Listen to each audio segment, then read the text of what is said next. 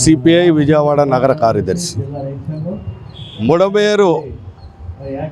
బుడమేరు ముంపు శాశ్వత పరిష్కారం చేపట్టాలని గత అనేక దశాబ్దాలుగా సిపిఐగా పోరాటం చేస్తూ ఉన్నాం. ప్రభుత్వాలు మారుతున్నాయి కానీ శాశ్వత పరిష్కారానికి చర్యలు చేపట్టకపోవడంతో ప్రజలు తీవ్రమైనటువంటి ఇబ్బందులు పడుతూ ఉన్నారు.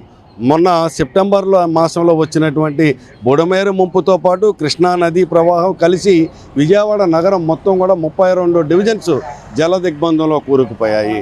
ప్రభుత్వము అలాగే ప్రజాప్రతినిధులు ఆ వరదలు వచ్చిన కాలంలో వస్తారు, పర్యవేక్షిస్తారు, వెళతారు, సహాయక చర్యలు చేపడతారు. కానీ అది కాదు కావాల్సింది. దీర్ఘకాలికమైనటువంటి ఉపయోగం కావాలి కానీ తాత్కాలికమైనటువంటి చర్యలు కాదు. దీర్ఘకాలికమైనటువంటి ఉపయోగం అంటే సుమారు 1000 నుంచి 200 కోట్ల రూపాయలు ఈ బుడమేరు ముంపుకి శాశ్వత పరిష్కారం చేసేటటువంటి దానికోసం నిధులు కేటాయించి ఆ వైపుగా చర్యలు చేపట్టాలి.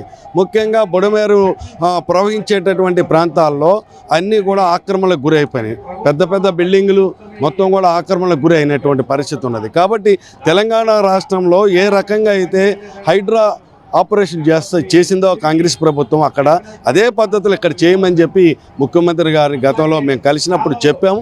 ఆయన కూడా దానికి అంగీకరించారు. ఆ వైపుగా ఆపరేషన్ ఉన్నటువంటి ఆక్రమణలన్నిటిని కూడా తొలగించి వచ్చేటటువంటి బుడమేరు ఎక్కడ ఏ రకమైనటువంటి డిస్టర్బెన్స్ లేకుండా సముద్రంలో కలిసేటటువంటి పద్ధతిలో చర్యలు చేపట్టాలి. అలాగే మెయింటెనెన్స్ కూడా ఉండాలి. గుర్రపు డెక్క అనేటటువంటిది లేకపోతే ఇతర చెత్త చెదారాలు వచ్చే అన్నిటిని కూడా వాటిని నివారించేటటువంటి దానికోసం ఎప్పటికప్పుడు మెయింటైన్ చేస్తూ ఆ వైపుగా చర్యలు చేపట్టి భవిష్యత్తులో ముంపుకి గురి కాకుండా ఉండేటటువంటి పద్ధతిలో చర్యలు చేపట్టాలి. ఎందుకంటే 2005లో ఒకసారి వచ్చింది, 2009లో వచ్చింది, మొన్న 2024లో వచ్చింది.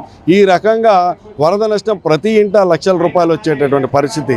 వాహనాలు అయితే ఈ బుడమేరు ముంపులో కొట్టుకుపోయినాయి. ఆటోలు, బైకులు, స్కూటర్సు, తర్వాత కార్లతో సహా. కాబట్టి ఒక్కొక్క ప్రాంతంలో చూసినట్టయితే 8 అడుగులు ఎత్తు వచ్చింది. ఒక భవానీపురం ప్రాంతం అంటే 8 అడుగుల ఎత్తు రావటం జరిగింది. కాబట్టి ఈ నగరానికి సంబంధించినటువంటి దానికి మనం చూసినట్లయితే భవానీపురం, విద్యాధరపురం, పాత రాజేశ్వరిపేట, కొత్త రాజేశ్వరిపేట, రామకృష్ణాపురం, నందమూరి నగర్, సింగనగర్, ప్రకాష్ నగర్, పాయకాపురం, సింగనగర్ ఈ ప్రాంతాలన్నీ కూడా జలదిగ్బంధమయ్యేటటువంటి వేలాది ఇళ్ళు ఉన్నటువంటి ఈ ప్రాంతాలు. కాబట్టి భవిష్యత్తులో ఆ వైపుగా చర్యలు ఆ రకమైనటువంటి ప్రమాదం సంభవించకుండా ఇప్పటికే చేస్తుంటే బాగుండేది. 9 నెలల కాలంలో చేయనటువంటి పరిస్థితి. రేపు రాబోయేటటువంటిది వర్షాకాలం, మాన్సూన్ సీజను. ఈ సీజన్లో ఏ రకమైనటువంటి ఇబ్బంది రాకుండా రాష్ట్ర ప్రభుత్వం స్పందించి ఆ వైపుగా చర్యలు చేపట్టాలని భవిష్యత్తులో ఈ రోజున సిపిఐ నిరసన దీక్ష చేస్తున్నాం. అన్ని రాజకీయ పార్టీలు ఆహ్వానించాం, వారు కూడా వచ్చారు. భవిష్యత్తులో ఐక్య కార్యాచరణ ద్వారా రాష్ట్ర ముఖ్యమంత్రిని గారిని కలిసి అలాగే ఆయా ప్రాంతాల్లో నీటి మునిగినటువంటి బాధితులు ఎవరున్నారో వారందరినీ కూడా సమీకరించి ప్రభుత్వాన్ని దృష్టి తీసుకెళ్లేటటువంటి దానికోసం చర్యలు చేపట్టడం జరుగుతుందని చెప్పి ఈ సందర్భంగా ప్రభుత్వాన్ని తక్షణ చర్యలు చేపట్టాలని చెప్పి డిమాండ్ చేస్తాం.